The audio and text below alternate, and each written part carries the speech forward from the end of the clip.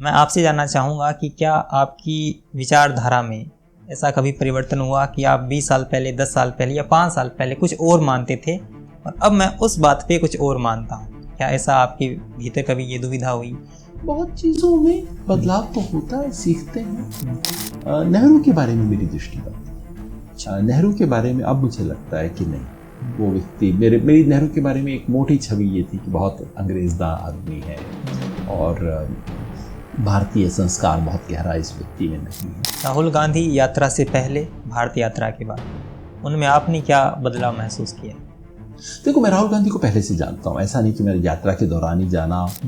उनकी तरफ से फ़ोन आया था, तो जब फ़ोन आया 2007-8 की बात है शायद, तो फ़ोन आया, उन्होंने कहा मिलना चाहता हूँ। मैंने कहा जी आ जाओ मिल लो। कहाँ मिले?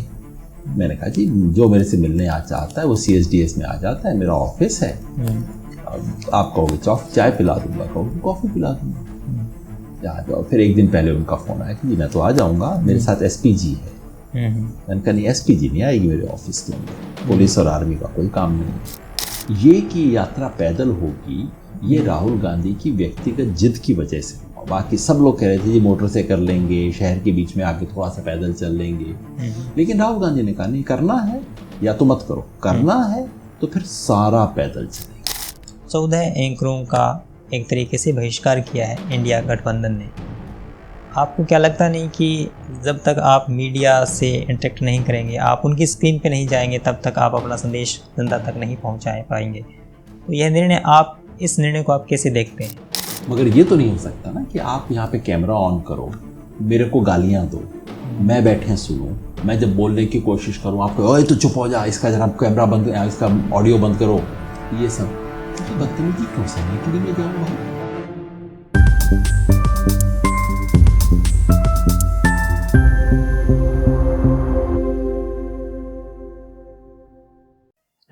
रुकिए, ये एपिसोड तो बहुत ही मस्त है, आप इसको पूरा देखिएगा, लेकिन पहले एक सूचना सुन लीजिए। कल यानी 7 तारीख को 9 बजे मैं अनअकैडमी पर लाइव आ रहा हूँ। विषय है अब की बार रिजर्वेशन, यानी आरक्षण कैसे और क्यों। कक्षा का लिंक मैं डिस्क्रिप्शन में डाल रहा हूँ, वहां पर जाकर आप नोटिफिकेशन ऑन कर लीजिए। 7 तारीख को 9 बजे अनअकैडमी पर आरक्षण पर मैं कक्षा लेने वाला हूँ। आपके सवाल भी लूँगा, आप वहाँ पर अपने प्रश्न भी पूछ सकते हैं और मैं आपको जवाब भी दूंगा। आइएगा, 1 घंटे की कक्षा होगी, फ्री है आपके लिए अनअकैडमी ऐप पर। नमस्कार, मैं कुमार श्याम, हमारे इस शो में आपका स्वागत है। आज के जो हमारे मेहमान हैं वो काफ़ी ख़ास हैं और मैं चाहता था कि वो पहले एपिसोड में आएँ, लेकिन अपनी व्यस्तता की वजह से नहीं मिल पाए थे, लेकिन आज हमारे साथ मौजूद हैं। परिचय के मोहताज नहीं हैं, योगेंद्र यादव जी। स्वागत सर। चौथी बार हम मिल रहे हैं आपसे और 3 बार पहले जो इंटरव्यूज हुए हमारे बीच में, उनमें लगभग बातें राजनीतिक रहीं, लेकिन आज मैं वो बात करना चाहता हूँ जो मैं आपसे निजी रूप से करना चाहता था। पर्दे के पीछे अगर हम कहीं बैठते तो हम वही बात करते जो आज जो सारे दर्शक सुनेंगे। हर आयु तो में मैं आपको बधाई दे दूं जी, हमारे हनुमानगढ़ से आके आपने YouTube में इतनी सफलता हासिल की और हमारे गांव देहात की मिट्टी की आवाज़ इतनी ऊंची पहुंचे, देख के मुझे बड़ा अच्छा लगता है, क्योंकि नहीं तो मीडिया पे सब एक खास तरह के लोगों का कब्जा रहता है, उससे बाहर की आवाज़ आई, आपको बधाई। शुक्रिया सर। हम हर एक दौर में कुछ न कुछ सीख रहे होते हैं। जब हम अब हैं अपनी आयु में, कोई वीडियो एडिटिंग सीख रहा है, कोई सही तरीके से बोलना सीख रहा है, सही उच्चारण सीख रहा है। योगेंद्र जी इस आयु में क्या सीख रहे हैं? जब मैं आपकी आयु में, मतलब कितना, जब 20-25 साल का था, तब तो भाई पढ़ाई लिखाई कर रहा था, यूनिवर्सिटी में था मैं। बहुत संयोग कुछ ऐसा रहा कि मेरी पढ़ाई बहुत तेज़ी से हो गई। तो मैं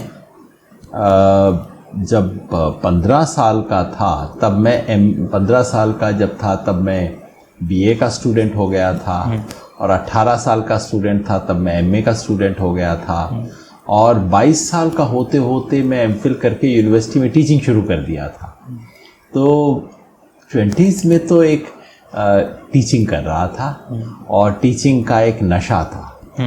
पढ़ाने में, मतलब क्लास में स्टूडेंट्स को पढ़ाने का जो नशा है उसका दुनिया में कोई मुकाबला नहीं है। मतलब कोई नेता, कोई अभिनेता कुछ भी सोच ले, मगर 50-100 लोगों को कोई ऐसी चीज़ सिखा देना जो उनको पता नहीं हो और उनकी आंखों में फिर देखना कि समझ आ गया सभी। वो करता था उन जवानों में, बहुत दिलचस्पी थी और लिख पढ़ रहा था, रिसर्च कर रहा था, देश के समाजवादी आंदोलन में इंटरेस्ट था तो बहुत उसके बारे में पढ़ता था। बस यही सब कर रहा था। फिर बाद में उन दिनों चंडीगढ़ में रहता था मैं, पंजाब विश्वविद्यालय चंडीगढ़ में था। वहाँ यूनिवर्सिटी 14 सेक्टर में है, मैं 11 सेक्टर में रहता था। फिर वहाँ रहते रहते मेरा मन ऊब गया, क्योंकि मैं छोटे शहर से आया था और चंडीगढ़ के लटके झटके देख के मेरे को बड़ा वैसा लगता था कि क्या है, और समाजवादी विचार से था तो लगता था कि नहीं, ये मेरे लिए जगह नहीं है। तो मैं 1987 में, जब मेरी उम्र कितनी थी, 24 साल की थी, आप पूछ रहे हैं ना उस उम्र का, तो फिर मैंने चंडीगढ़ छोड़ दिया। यूनिवर्सिटी में तो पढ़ा रहा था, लेकिन 88 के करीब मैंने छोड़ दिया था। और फिर चंडीगढ़ के बाहर डड्डू माजरा एक जगह थी, उन जमानों में बहुत ऑर्डिनरी कॉलोनी मानी जाती थी, मतलब स्लम तो नहीं थी, रीसेटलमेंट कॉलोनी कहलाती थी। चंडीगढ़ में से स्लम वालों को फेंक दिया जाता था और उन्हें जहाँ के बसाते थे उसको रीसेटलमेंट कॉलोनी बोलते थे।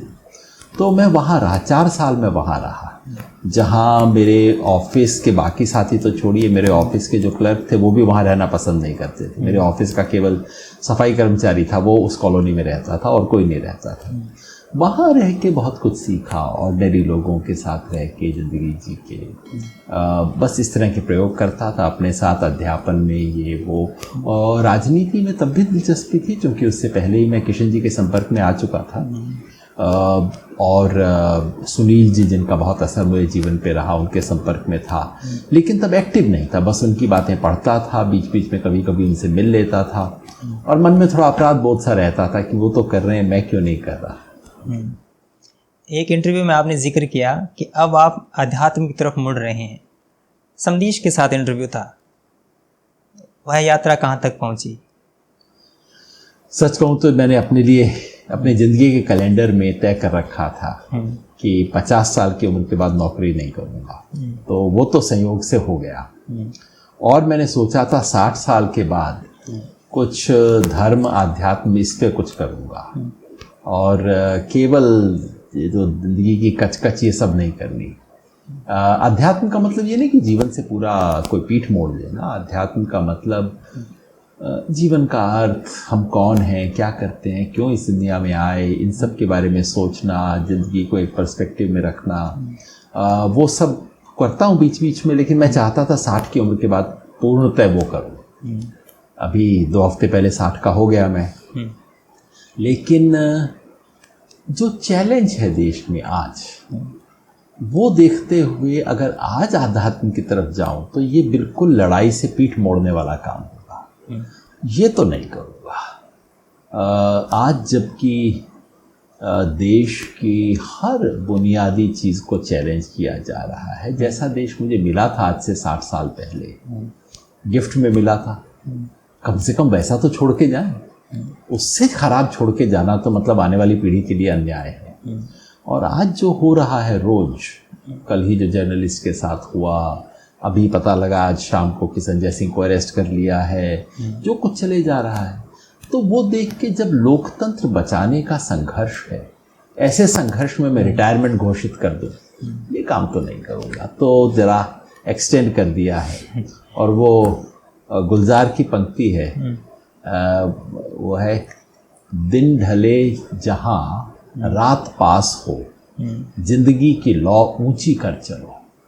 जब लगे ना कि रात नज़दीक आ गई है, तो अपनी फ्लेम को थोड़ा सा ऊंचा कर दो, गैस को थोड़ा ऊंचा कर दो। वो करने की कोशिश कर रहा हूँ फिलहाल। लोकतंत्र की बात आई, अध्यात्म की बात आई, महात्मा गांधी याद हो आए। आपने एक इंटरव्यू में फिर कहा कि आपके सबसे करीबी जो नेता रहे, आप जिनसे प्रेरणा पाते हैं, वो महात्मा गांधी। आपने महात्मा गांधी को कैसे आत्मसात किया है? जैसे कि अभी उनकी जयंती निकली, लोगों ने अलग अलग तरह से उनको याद किया। नज़दीक मतलब उस मायने में, जैसे मैं अपने आप को गांधीवादी नहीं कहता, मगर गांधी जी का बहुत असर रहा। मैं समझता हूँ करोड़ों हिंदुस्तानियों पे रहा होगा, मैं भी उनमें से एक हूँ। मैं 12-13 साल का था तब उनकी किताब मैंने पढ़ी, सत्य के साथ प्रयोग। और एक तरह से मैंने पिताजी में उनका बहुत असर देखा। पिताजी भी गांधीवादी नहीं थे, हैं, लेकिन उनके जीवन पे भी मैंने गांधी का बहुत असर देखा। तो वो असर हम सब लोगों पे शायद पड़ा है। और अभी परसों ही मैं वर्धा में था 2 अक्टूबर को, और वहाँ वर्धा का जो सेवाग्राम आश्रम है, जो गांधी जी का बनाया हुआ आश्रम था, वो हर साल किसी एक वक्ता को बुलाते हैं 2 अक्टूबर को बोलने के लिए। इस साल उन्होंने मुझे बुलाया और मैंने एक बात कही, मैंने कहा पूछो, मैं पूछना चाहता हूँ कि आज का गांधी कौन है, कैसा होगा।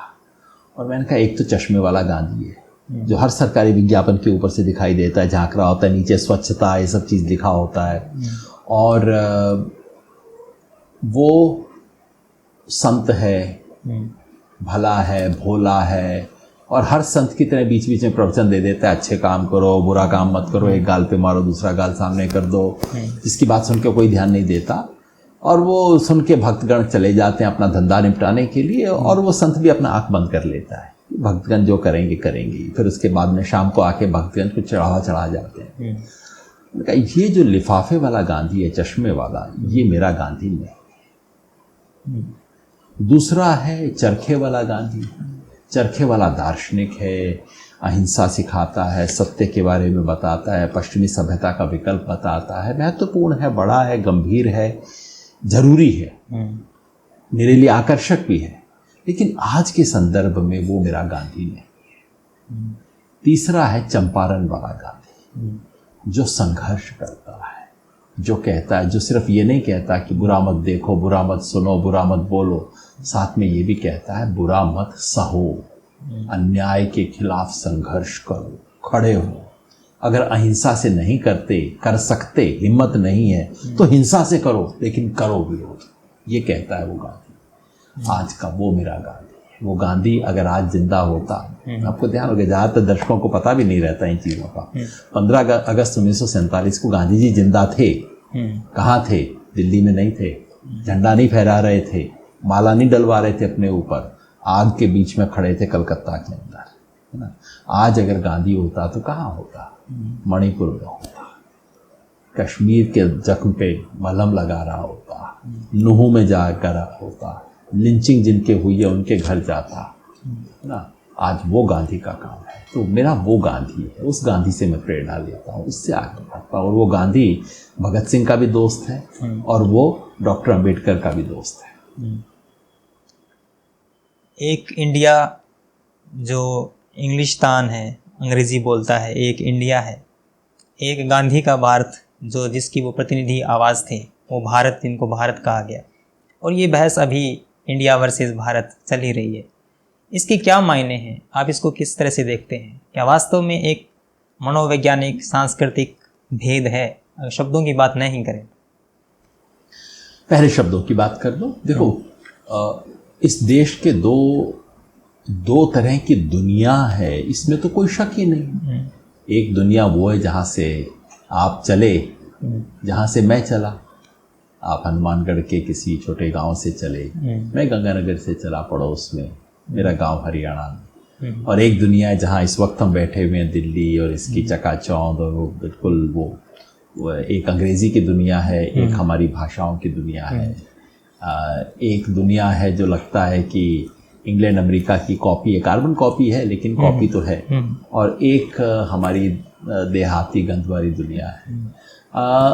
उसे इंडिया भारत का नाम देने का काम 1980 के दशक में हुआ था। तब वो चलता भी था मुहावरा, तब कई लोगों ने कहा भी था। लेकिन आज उसके 50 साल बाद वो मुहावरा चलता नहीं है। अभी एशियन गेम्स आ रहे हैं, हुए ना, किसी से पूछो कि वो जो अपने मेरठ की लड़की को मेडल मिला है, किसे मेडल मिला है? ये सब इंडिया को मेडल मिला है। अच्छा, कितने, अब क्या हो गया, कितने मेडल आ गए? इंडिया के 14 मेडल आ गए हैं, 14 गोल्ड मेडल आ गए। अब ये मुहावरा सिर्फ दिल्ली का नहीं रहा, गांव में भी, आप अपने गांव में पूछ लो, वर्ल्ड कप आने वाला है, किसका मैच है? भी आज इंडिया और पाकिस्तान का मैच है ना। तो अब ये जो इंडिया का मुहावरा है, वो देशज मुहावरा बन गया है। अंग्रेजी के जैसे हजारों शब्द हमारे शब्द हो गए हैं। कोई बच्चा विद्यालय नहीं जाता, बच्चे स्कूल जाते हैं, है ना? स्कूल ज्यादा बोला जाता है। स्कूल बोलता है, विद्यालय कौन, मतलब वो पंडित जी बोलते होंगे विद्यालय, तो इसको इतने शब्द हैं जो हमारे हिस्से बन गए। उसी तरह से इंडिया शब्द भी जो है ये हमारे उसका एक हमारी अपनी भाषाओं का भी एक हिस्सा हो गया है, मुहावरा हो गया, उसका एक हिस्सा बन गया है। और यही हमारी भाषाओं की खूबसूरती है। एक कॉन्फिडेंट भाषा जज्ब कर लेती है इन सब चीज़ों। तो उसी तरह से इंडिया भी जज्ब हो गया है। और ये जो बीजेपी वाले आजकल चलाने की कोशिश कर रहे हैं, इंडिया भारत वगैरह 50 साल पुरानी बातों को चलाने की, वो तो इसलिए कर रहे हैं कि ऑपोजिशन अलायंस ने अपना नाम इंडिया रख लिया। अब बेचारों की इतनी परेशानी है। मतलब ये तो बिल्कुल वही हुआ ना कि भाई आपका नाम मान लीजिए देवेंद्र होता, मेरे पिताजी का नाम देवेंद्र था, मेरा हो गया आपसे झगड़ा और मैं कहूँ मैं अपने बाप का नाम बदलूंगा। अब वो करूँ, इसका मतलब झगड़ा ही नहीं, मतलब मैं ज़्यादा ही घबराया हुआ हूँ आपसे, बहुत ही ज़्यादा। अगर डर जाऊंगा तब अपने बाप का नाम बदलने की कोशिश करूंगा ना। तो बीजेपी वालों की तो ये हालत हो रही है कि बाप का नाम बदलूंगा मैं अपने। नहीं तो इंडिया और भारत का क्या झगड़ा है, दोनों हैं, संविधान में लिखे हैं। झगड़ा ये तो इस देश में हो ही नहीं सकता कि भारत नाम है कि नहीं, भारत तो है ही है। भारत के साथ इंडिया भी है या नहीं है, इसका विवाद खमखा फैलाने की कोशिश की जा रही है। यही लोग हैं जो 50 बार इस्तेमाल किया करते थे। आपने तो देखी होगी वीडियो, मोदी जी 4 साल पहले वीडियो पे कह रहे थे मैं बोलूंगा जीतेगा, आप बोलिएगा इंडिया। 50 बार मोदी जी अपने मुंह से बोल रहे हैं, अब कहते हैं ना इंडिया ही ना है। अरे क्या बोला जाए इसका, ये तो बेकार की मैसे है। आपने कहीं कहा कि विरोध के नाम पर विरोध नहीं होना चाहिए, और बहुत मर्तबा ऐसा होता है।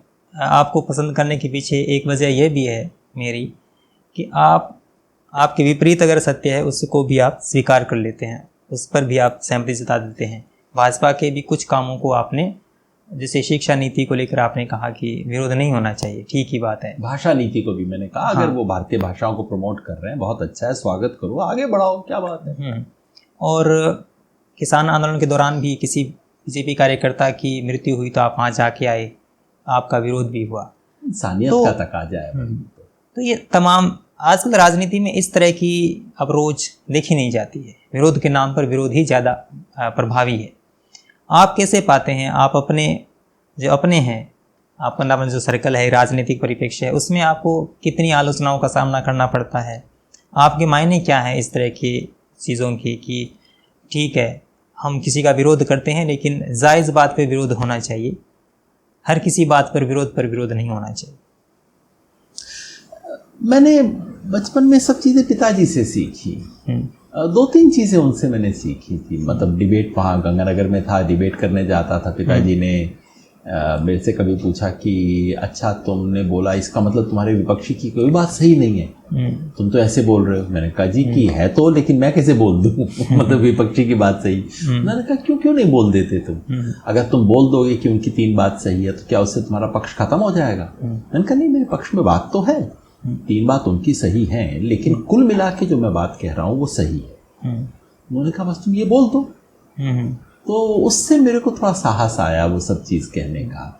दूसरा जो उनसे मैंने सीखा वो ये कि जो व्यक्ति इस कमरे में बातचीत में मौजूद नहीं है उसका पक्ष आपको जरूर रखना है। ये जो सामान्य हो जाता है ना कि जो मतलब आप उठ के रूम से गए तो हम 3 लोग मिलके आपके बारे में करेंगे, फिर ये भाई चला गया तो हम मिलके उसके बारे में करेंगे, ये कभी ठीक नहीं था। तो उन्होंने हमेशा जो हमारे सामने नहीं है उसकी बात पहले सोचनी है, जिसका विरोध करना है उस अगर विरोध है तो उसकी बात पहले सोचनी चाहिए। ये सामान्यतः राजनीति में होता नहीं है आजकल हमारे। इसलिए भी मुझे लगता है क्योंकि हम सब लोग अपने ही तर्क के बारे में बहुत घबराए से रहते हैं। जैसे मैं घबराया हुआ था ना जी कि मैं 3 बात अगर सामने वाले की बाल दूंगा तो मेरी डिबेट कहाँ जाएगी। तो मुझे कई बार लगता है कि हमारे सार्वजनिक जीवन में लोग वही करते हैं जो मैं स्कूल में किया करता था कि मैं किसी दूसरे की बात को स्वीकार ना कर लूँ, नहीं तो मैं बिल्कुल ख़त्म हो जाऊँगा।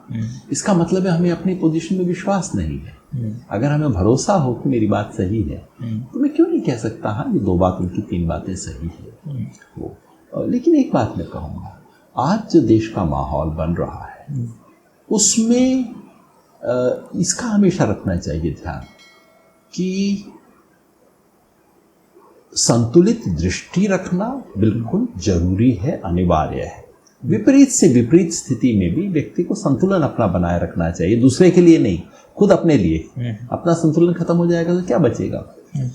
लेकिन अगर सामने अन्याय और आतंक खड़ा है, अगर कोई आपको डराने की कोशिश करे ना, और फिर आप कहें अच्छा मैं आपके लिए थोड़ा संतुलित हो जाता हूँ, तो फिर वो संतुलन नहीं है, वो डर है।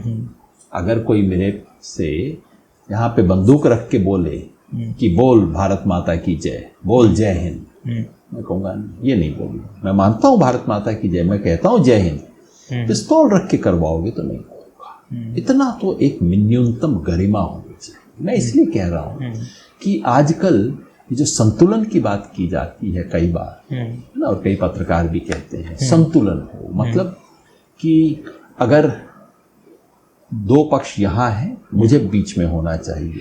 ये वाला बंदा यहाँ चला गया, ये इधर आ गया, फिर मैं यहाँ बीच में खड़ा होऊंगा, मेरा अपना संतुलन कुछ नहीं है। ठीक है, सच और झूठ के बीच में संतुलन नहीं होना चाहिए, न्याय और अन्याय के बीच में संतुलन नहीं होना चाहिए। ये कई बार दोस्त लोग भूल जाते हैं। इसको संतुलन का मतलब ये नहीं है कि सच और न्याय के बीच में खड़े हो जाओ, झूठ और सच के बीच में खड़े हो जाओ। सच के साथ खड़ा रहना संतुलन है। और कई बार संतुलित व्यक्ति अकेला भी होता है। जैसे किसान आंदोलन में मैं चला गया उस कार्यकर्ता के घर, बीजेपी कार्यकर्ता था, बेचारे की मृत्यु हुई थी, मार के पीटा गया था। एक इंसानियत के नाते फर्ज बनता है। मैं गया, ना मुझे तब अफसोस था ना मुझे आज अफसोस है। सब लोगों ने मिलके मेरे खिलाफ 1 महीने का बैन लगा दिया, कुछ भी करते रहे। मैंने कहा कर लो भैया, क्या है ना, लेकिन काम तो सही करना चाहिए, इन लोगों को भी करना चाहिए। तो संतुलन का मतलब ये नहीं कि जो लोग बोलते रहे उसके मध्य बिंदु पे खड़े हो जाओ, वो संतुलन नहीं है। और आजकल बहुत ज़्यादा ऐसा हो रहा है। सर, मैंने गांधी से सीखा है। गांधी ने कहीं लिखा, मैंने किसी आर्टिकल में पढ़ा कि मेरा अंतिम विचार आधारभूत है। मेरा 10 वर्ष पहले क्या मानना था उसके आधार पर मेरा वर्तमान में मूल्यांकन नहीं होना चाहिए। मैं आपसे जानना चाहूँगा कि क्या आपकी विचारधारा में ऐसा कभी परिवर्तन हुआ कि आप 20 साल पहले, 10 साल पहले या 5 साल पहले कुछ और मानते थे और अब मैं उस बात पे कुछ और मानता हूँ? क्या ऐसा आपके भीतर कभी ये दुविधा हुई? बहुत चीज़ों में बदलाव तो होता है, सीखते हैं। मैंने खुद पर्यावरण के सवाल पे मैं ज़्यादा जागरूक नहीं था, और मेरी पत्नी इस पर बहुत जागरूक रही हैं। वो कहती थी, मैं बहुत गंभीरता से नहीं लेता था, लेकिन अब मुझे लगता है वो सही थी और उसे सीखना चाहिए। जो कई मायनों में मुझे लगता है ये जो दोनों अति थी, जब हम यूनिवर्सिटी के दिनों में पढ़ा करते थे, तो जाति के सवाल पे और क्लास के सवाल पे, दोनों पे बात होती थी। मैं चूंकि जेएनयू में पढ़ता था, उस ज़माने में सिर्फ क्लास की बात हुआ करती थी, वर्ग की। लेकिन उस ज़माने में मुझे लगता था कि बहुत ज़्यादा अति करते हैं लोग सोचने में। आज मुझे लगता है कि, और आज शायद स्थिति बदली है उस वजह से भी, कि वो बात काफ़ी सही थी। जाति के सवाल पे आज मैं पहले से ज़्यादा सजग होकर सोचता हूँ, क्योंकि मैं समझता हूँ मेरा जो बचपन था, जो इलाका था, वहाँ जाति का ज़्यादा मामला था नहीं। शायद उसकी वजह ये भी रही हो कि मेरा परिवार चूँकि वहाँ की किसी मुख्य जाति से जुड़ा हुआ नहीं था, और जिस तरह का इलाका था वहाँ कुछ फ़र्क नहीं पड़ा। अब जब मैं बाहर आके देखता हूँ तो मैं जाति के सवाल पे ज़्यादा केयरफुली सोचता हूँ, जितना मैं पहले नहीं सोचता था। मेरा जो बड़ा होते वक्त संस्कार था, उसमें चूँकि उस ज़माने में कांग्रेस सत्ता में थी, और कांग्रेस जो सत्ता में होता है उसकी सारी बुराइयां दिखाई देती हैं, तो हम उसको बहुत जम के आलोचना करते थे, कांग्रेस की और इंदिरा गांधी की। और उसके साथ में चलते चलते नेहरू के बारे में भी मेरे मन में बहुत प्रशंसा का भाव नहीं था। उनका कुल मिला के मैं काफ़ी आलोचक था। नेहरू के बारे में मेरी दृष्टि बदली। नेहरू के बारे में अब मुझे लगता है कि नहीं, वो व्यक्ति, मेरी नेहरू के बारे में एक मोटी छवि ये थी कि बहुत अंग्रेज़दा आदमी है, और भारतीय संस्कार बहुत गहरा इस व्यक्ति में नहीं है। और जो कुछ उन्होंने देश के लिए जो मॉडल बनाया, शहरी औद्योगिकरण का मॉडल, जो कि भारत के लिए बिल्कुल सूट नहीं करता, मैं चौधरी चरण सिंह के विचारों से ज़्यादा सहमत हुआ करता था। अब मैं देखता हूँ और जिस तरह की चीज़ें पिछले 5-10 साल से हो रही हैं, तो मुझे नेहरू में कई गुण नज़र आते हैं जिसके बारे में मैं उतना केयरफुल पहले नहीं था सोचने में। चूँकि मेरा जो संस्कार था वो लोहियावादी समाजवादी संस्कार था, तो उस समाज संस्कार की वजह से पूर्वाग्रह बनते हैं काफ़ी सारे। तो उसमें काफ़ी कुछ सीखा, उसमें काफ़ी कुछ बदलाव हुआ, तो ये सीख तो चलती रहती है। कांग्रेस का किसी ज़माने में बड़ा तीव्रता से विरोध किया, अब भारत जोड़ो यात्रा के साथ चले, पूरा देश आपने, उसमें तो कांग्रेस बदली है ना। और अनुभव क्या रहा इस यात्रा का? देखिए, ऐसा नहीं कि कांग्रेस के बारे में मेरी दृष्टि कोई बदल गई बुनियादी रूप से। इस देश में आज़ादी से पहले कांग्रेस ही इस देश का आज़ादी का आंदोलन था, उसके बारे में कैसे आप आलोचना कर सकते हो? सत्ता में आने के बाद कांग्रेस का बहुत बेहद पतन हुआ, ये सच्चाई है। इमरजेंसी इस देश के इतिहास में एक काला धब्बा है, ये एक सच्चाई है। 1984 में जो हुआ उससे हर भारतीय का सर शर्म से झुकना चाहिए, ये एक सच्चाई है। उसके बारे में मेरे विचार बदले? कतई नहीं बदले। इमरजेंसी का विरोध करना सही था, बिल्कुल सही था। मगर आज की जो स्थिति है देश की, आज सत्ता बदल गई है। आज देश का ऑप्रेसर, आज लोकतंत्र का गला घोंटने वाला कांग्रेस के लोग नहीं है। आज देश का लोकतंत्र घोंटने वाला का गला घोंटने वाला कोई दूसरा है। और अगर मैं अपने अतीत से चिपका रहा हूँ, नहीं 25 साल पहले, 50 साल पहले मैं तो इसका विरोध किया करता था, अब तो इसी का करूँगा, उससे बड़ी मूर्खता की बात क्या होगी, है ना? तो हालात बदले हैं देश के, और खुद कांग्रेस का चरित्र कुछ मायनों में बदला है। कांग्रेस ने जो 2019 का चुनाव लड़ा, जिस तरीके से लड़ा, इतना गुस्सा था मेरे मन में कि तुम देश के भविष्य का फैसला इस चुनाव से होने वाला है, जो कि हुआ है, और उस चुनाव में वॉकओवर दे रहे हो इनको। तो मैंने तो बिल्कुल वो था जैसे कहते हैं कि मतलब चिल्लो बरपानी में डूब मरो, क्या कर रहे हो? आपने लिखा, मैंने कहा कांग्रेस मस्ट डाई, ये चिल्लो बरपानी में डूब मरो, क्या वो किया है तुमने? आज अगर कांग्रेस उसके 4 साल बाद कांग्रेस अगर देश में यात्रा निकालती है, अगर राहुल गांधी पैदल चलता है उन चीज़ों के लिए जो मैं चाहता था कि वो चले, तो फिर मैं विरोध करूं कि भाई 3 साल पहले नहीं चले, आज क्यों चल रहे हो? मूर्खता की बात होगी। जब उन्होंने किया है तो बिल्कुल वही नहीं, जो करेगा उसका साथ देंगे। आज राहुल गांधी यात्रा से पहले, राहुल गांधी यात्रा से बाद, भारत यात्रा के बाद, उनमें आपने क्या बदलाव महसूस किया है? देखो, मैं राहुल गांधी को पहले से जानता हूँ, ऐसा नहीं कि मेरी यात्रा के दौरान ही जाना, और ऐसा भी नहीं है कि आज ही बहुत कोई खास यारी दोस्ती हो गई है और बहुत ही खास तरीके से जानता हूँ। यात्रा से पहले मैं इस तरह से जानता था कि 2007, 8, 9 में मैं उन्हें बहुत बार मिला था उनके आग्रह पे, और वो उनकी तरफ से फ़ोन आया था। तो जब फ़ोन आया 2007-8 की बात है शायद, तो फ़ोन आया, उन्होंने कहा मिलना चाहते हूँ। मैंने कहा जी आ जाओ मिल लो। कहाँ मिले? मैंने कहा जी जो मेरे से मिलने आ चाहता है वो CSDS में आ जाता है, मेरा ऑफिस है। आप कहोगे चाय पिला दूंगा, कहोगे कॉफ़ी पिला दूंगा, आ जाओ। फिर एक दिन पहले उनका फ़ोन आया कि जी मैं तो आ जाऊँगा, मेरे साथ SPG है। मैंने कहा नहीं, SPG नहीं आएगी, मेरे ऑफिस के अंदर है, पुलिस और आर्मी का कोई काम नहीं है। उन्होंने कहा बताइए क्या करें? तो फिर उन्होंने कहा साथ पड़ोस में एक होटल है, वहाँ मिल लेंगे। तो मैं फिर उसके बाद उनसे कोई 20-25 बार मिला था, जैसे आपकी मेरी बात हो रही है, इस तरह से बात हो रही थी बगैर कैमरा के। और 2 चीज़ मुझे लगी तब भी कि बहुत सीधा आदमी है, स्ट्रेट फॉरवर्ड है, कोई दाव पेच जलेबी कहना कुछ और करना कुछ बिल्कुल नहीं है। सीधा इस आदमी की आंख में देख के आप बोल सकते हो कि हाँ भाई सही है गलत है, और वो हमेशा रहा है, पहले भी वही था, आज भी वही है। उस लिहाज से राजनेताओं में एक सिंसियरिटी होती है ना, भाई साहब ये काम नहीं हो सकता, देखो जी ये बात मैं आपसे एग्री नहीं करता, ये होगा जी करवा दूंगा, ये हो जाएगा, ये सही बात है, मैं आपसे एग्री करता हूँ। तो ऐसे बंदे से बात करने में लगता है ना हाँ ठीक है। उस लिहाज से देश के जितने भी नेताओं को मैं जानता हूँ उनमें से मुझे लगा कि सबसे सीधा आदमी वो है, उस लिहाज से सीधा।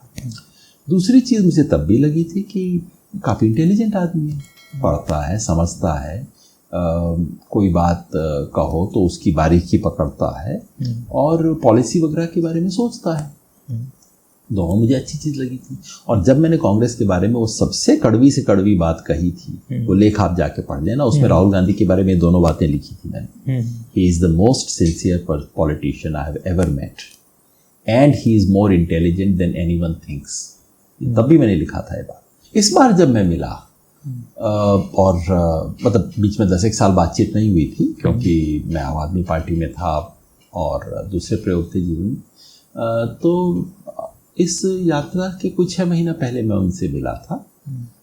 उसके बाद यात्रा के दौरान रहा साथ में, उसके बाद भी संपर्क जारी है। 2-3 चीज़ मुझे एडिशनल लगी। ये 2 बातें तो पहले भी थी, आज भी है। पढ़ने वगैरह के बारे में ये ज़रूर है कि अब पहले से भी ज़्यादा पढ़ाई, मतलब देश को समझने की इच्छा है और देश का मतलब देश के सबसे गरीब अंतिम व्यक्ति को समझने की मन से इच्छा रहती है उसकी।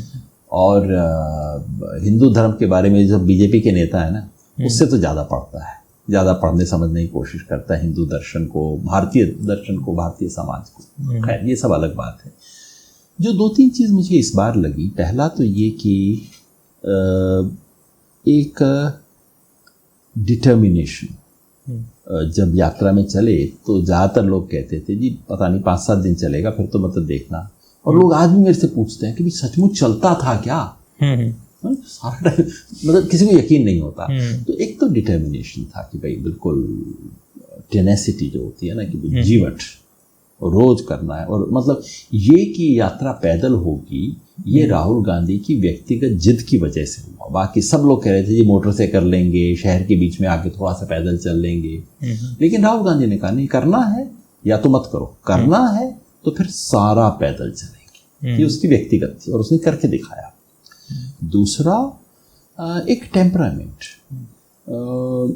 यात्रा के दौरान तमाम चीज़ें होती हैं, ये सब ना, कोई आके गले पड़ रहा है, कोई कुछ कर रहा है, फोटो ये वो, पूरा ड्रामा चलता रहता था सारा समय। और ये सब कोई मोदी जी वाला मामला नहीं था कि पहले से स्क्रिप्ट करके रखा हो कि वहाँ लेफ्ट से एक औरत आएगी, फटी हुई, उसको फटी हुई धोती दी जाएगी, फिर कैमरा का एंगल उसको करेक्टली कैप्चर करेगा, फिर वो औरत को बताया हुआ है कि तुम आके ये मोदी जी से बात करोगी। ऐसा सब कुछ नाटक नहीं होता था वहाँ। जो कुछ था, मैं 100% बता सकता हूँ, जो कुछ था रियल था, कोई फिल्म नहीं बन रही थी। तो उसमें तमाम तरह की चीज़ें होती रहती थी। तो राहुल का ये था कि एक कभी मैंने उसके चेहरे पे शिकन नहीं देखी 5 महीने में। जो जैसे वो है, सबके साथ मिलना, सबको गले लगाना, सबको जोड़ना, मन से प्यार से। नेताओं से चिढ़ हो जाती थी पर पब्लिक से कभी कोई किसी व्यक्ति से साधारण से साधारण अवस्था में और कुछ नहीं, कोई आया फोटो करनी है जी, फिर पुलिस वाले ले जा रहे हैं उसको, तो राहुल ने देखा 2-3, अरे भैया इसकी चप्पल रह गई, इसको चप्पल तो पहना दो, है ना वो सब। तो एक साधारण एक स्वभाव का वो था, ये मैंने देखा। और एक मानवीयता, जो एक अच्छा मानवीय गुण होना चाहिए, वो सब देखा। तो उस लिहाज से अच्छा है। और बातचीत में जिस वजह से आज मैं भारत जोड़ो अभियान के साथ काम कर रहा हूँ और इनसे संवाद चलाता हूँ, ऐसा नहीं कि मेरी कोई सहमति है हर बात में, मगर 2-3 बुनियादी चीज़ें हैं जिसमें अब मुझे पूरा विश्वास है कि ये आदमी जो है ये इन 2-3 चीज़ों पे तो खरा है, बाकी चीज़ों पे 50 चीज़ों पे डिफरेंसेस। पहला सेकुलरिज्म का सवाल कि ये देश किसी एक धर्म की जागीर नहीं है, किसी एक धर्मावलंबियों का नहीं है, सबके लिए बराबर बना है और सब धर्मों के लिए सम्मान, मन से सम्मान, वो है।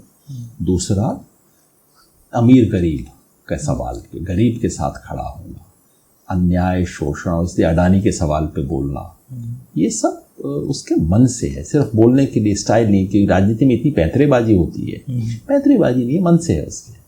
और तीसरा सोशल जस्टिस, जाति के सवाल पे, इन सब सवाल पे अंदर से मन से सोचना करना। तो ठीक है, नेता में इतने गुण हों, अच्छी बात है, बाकी चीज़ें सीख लेंगे, जो नहीं आती सिखाई जा सकती हैं, नहीं आती पूछ लेंगे किसी से। 14 एंकरों का एक तरीके से बहिष्कार किया है इंडिया गठबंधन ने। आपको क्या लगता नहीं कि जब तक आप मीडिया से इंटरेक्ट नहीं करेंगे, आप उनकी स्क्रीन पे नहीं जाएंगे, तब तक आप अपना संदेश जनता तक नहीं पहुंचा पाएंगे? तो यह निर्णय, आप इस निर्णय को आप कैसे देखते हैं? बहुत अच्छा निर्णय हुआ, पहले होना चाहिए था।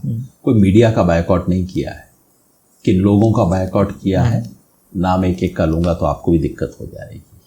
ये इनको आप पत्रकार मानते हो? आप मेरे सामने बैठे हो, बताओ ये पत्रकार हैं क्या? एंकर हैं? कैसी कैसी बातें करते हैं?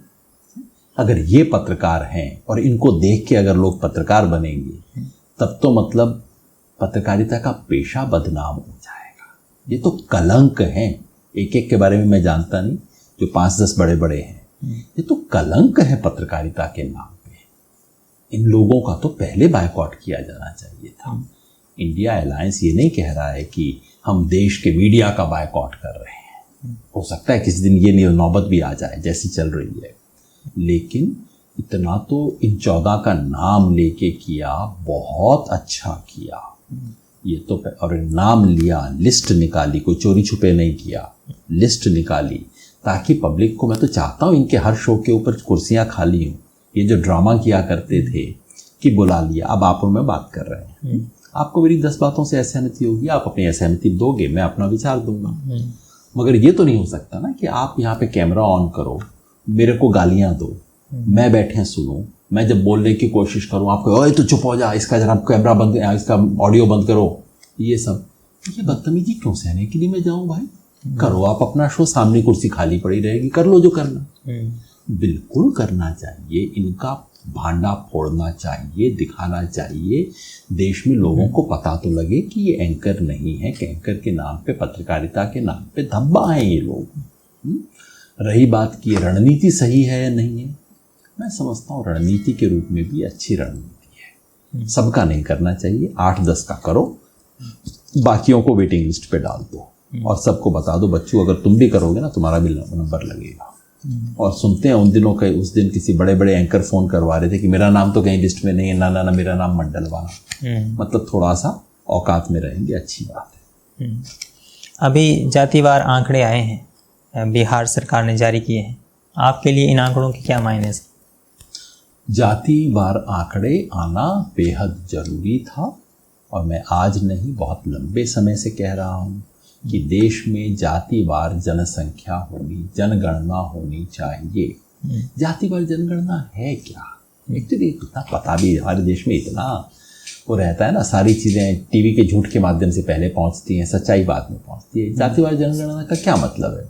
मतलब उसका ये नहीं है कि केवल जातियों की गिनती हो जाए, कितने ब्राह्मण, कितने ठाकुर, कितने जाट, कितने अहीर, ये नहीं।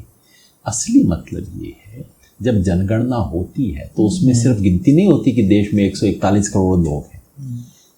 जनगणना का मतलब ये है कि कितने आदमी मैट्रिकुलेट हैं, कितनी औरतें मैट्रिक पास की हैं। जनगणना का मतलब ये है कि नौहर तहसील में कितने लोग चूल्हे से अपना ईंधन करते हैं, कितने लोगों के पास गैस है, कितने लोगों के पास बिजली है। उसका मतलब ये है कि संगरिया के अंदर कितने लोगों के पास मोटरसाइकिल है, कितने लोगों के पास कार है और ट्रैक्टर है। ये आंकड़े मिलते हैं सेंसस से। इसलिए जब जातिवार आंकड़े मिलेंगे तो फिर संगरिया और नौहर के नहीं मिलेंगे। संगरिया में जो जट सिख हैं उनके पास कितना है, और वहाँ पे जो मजबी सिख है उसके पास कितना है, दोनों का पता लगेगा।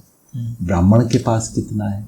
इस देश में हर जाति की शैक्षणिक, आर्थिक, सामाजिक स्थिति क्या है, उसकी तस्वीर मिलेगी सेंसस से।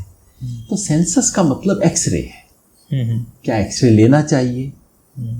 नॉर्मली चलते फिरते नहीं लेना चाहिए, लेकिन अगर बीमारी का शक हो तो लेना चाहिए। क्या बीमारी है? हाँ, जाति व्यवस्था इस देश की बीमारी है। कब से है? कम से कम 150 साल से तो हर कोई बोल रहा है। आरएसएस वाले भी अपने मुंह से बोलते हैं कि बीमारी है, लेफ्ट वाले भी बोलते हैं बीमारी है ना? तो भाई अगर बीमारी है तो एक्सरे करवा लो ना। अब आप सोचो कि कोई आदमी है, हाथ सूजा हुआ है ना, कह रहा है कि मैं जरा एक्सरे करवा के देख लूं, और 4 लोग खड़े हो जाएं कि नहीं एक्सरे नहीं होने देंगे। आप कहोगे भाई ठीक तो हो, कुछ प्रॉब्लम है क्या? ये क्यों कह रहे हो कि एक्सरे नहीं होने देंगे?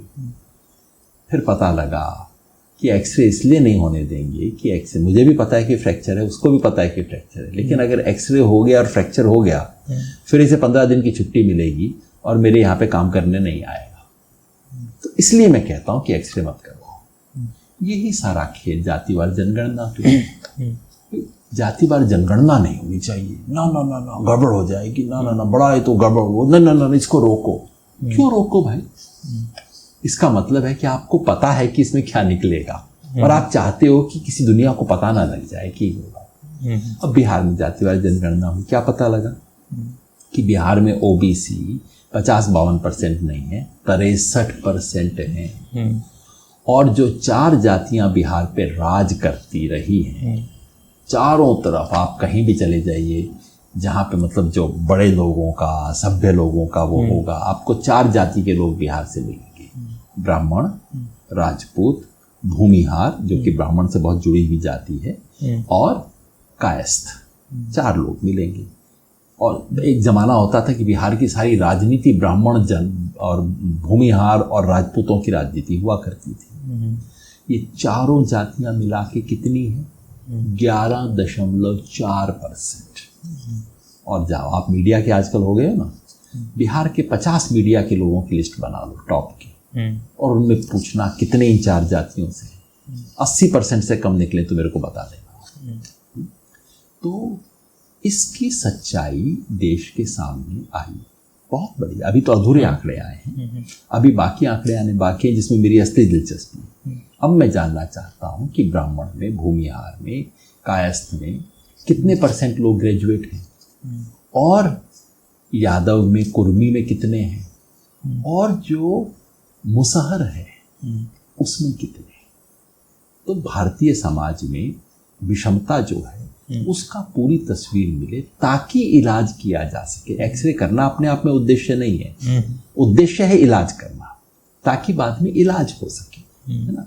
ये जो लोग कहते हैं, और इसमें सबको तकलीफ होगी, तकलीफ इन ऊपर वालों को नहीं होगी, तकलीफ उनको भी होगी जो ओबीसी के नाम पे आज सारा कोटा ले जाते हैं, क्योंकि फिर पता लगेगा कि ओबीसी के अंदर जो अति पिछड़े हैं, जो 36% है बिहार, उनकी स्थिति क्या है? उनको क्या ओबीसी के नाम पे जो फायदे मिल रहे हैं वो मिल पा रहे हैं?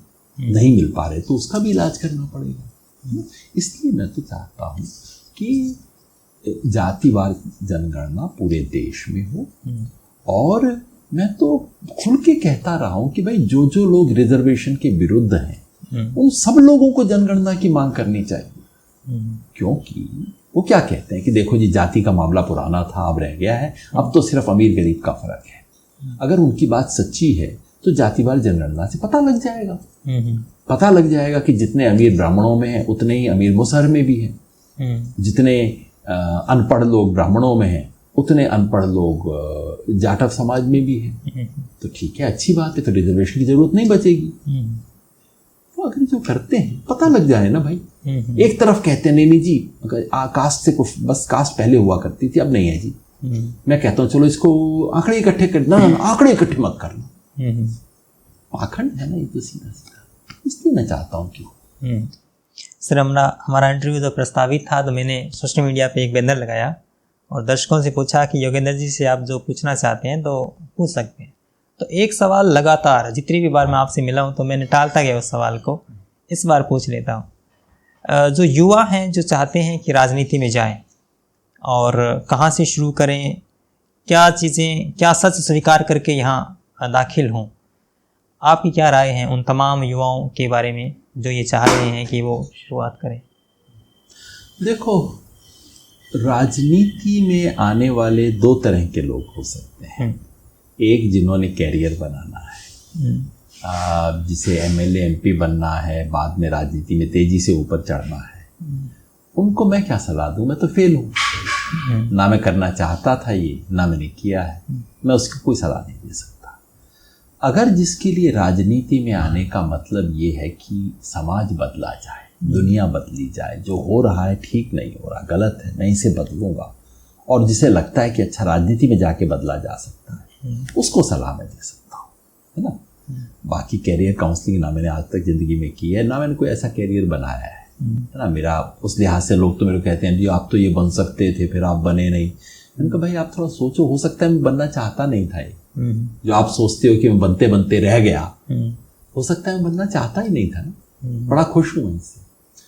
जो बदलना चाहते हैं उनसे मैं जरूर कहूँगा, जो समझते हैं कि राजनीति देश दुनिया को बदलने का तरीका है, एक तो खूब घूमिए इस देश में, जहाँ पे भी आप हैं।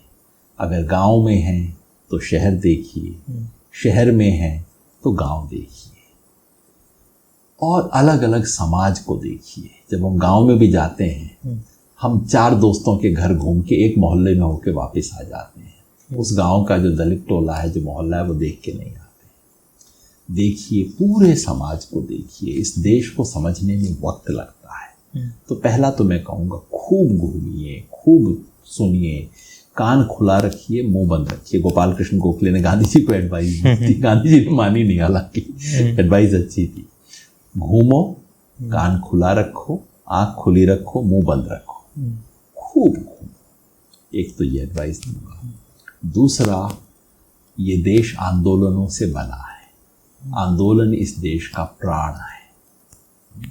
आंदोलन में शामिल हुई, किसी आंदोलन में लगी, ऐसा आंदोलन जो कि आपके जन्म के संयोग से जुड़ा ना हो। सारे वक्त मैं देखता हूँ लोग अपना जो जन्म का संयोग होता है, मेरा किसी एक जाति में जन्म हुआ है, किसी एक इलाके में जन्म हुआ है, और हम उसी की फौज में शामिल होकर खड़े हो जाते हैं। अरे देखो, एप्लीकेशन देके पैदा हुए थे। तो अपना जो जन्म का संयोग है उससे 2 कदम बाहर निकालिए। जो आपका अपना नहीं है जन्म से, उसके दुख दर्द को समझिए, और अचानक आप देखेंगे दुनिया इतनी बड़ी हो जाती है आपके लिए। वो है, अच्छी संगत कीजिए। ये मेरा सौभाग्य था कि मुझे इतने सुंदर लोगों की संगत मिली। किशन जी की, अशोक सक्सेरिया, सुनील भाई, सच्चिदानंद सिन्हा, और उनसे राकेश जी, इतने शानदार लोगों से मैं अपनी ज़िंदगी में मिला। तो और जो कुछ मुझ में लोग गुण बताते हैं, वो मेरे गुण नहीं है, वो उनके गुण हैं, और कुछ जड़ के मेरे ऊपर गिर गए। तो अच्छी संगत, अच्छे लोगों से मिलना, अच्छे संगठन, इस सब से करके वहाँ मिल के काम करना। और आंदोलन ही एक नर्सरी है जिससे राजनीति सीखी जा सकती है। तो आंदोलन में जुड़िए, और अपने आप को पीछे करके थोड़ा देखिए, किसी दूसरे को आगे करके देखिए, और आप देखिए कितना कुछ बदल जाएगा। बहुत बहुत शुक्रिया सर, आपने इतना वक्त दिया। बहुत बहुत धन्यवाद। धन्यवाद, अच्छी बात है।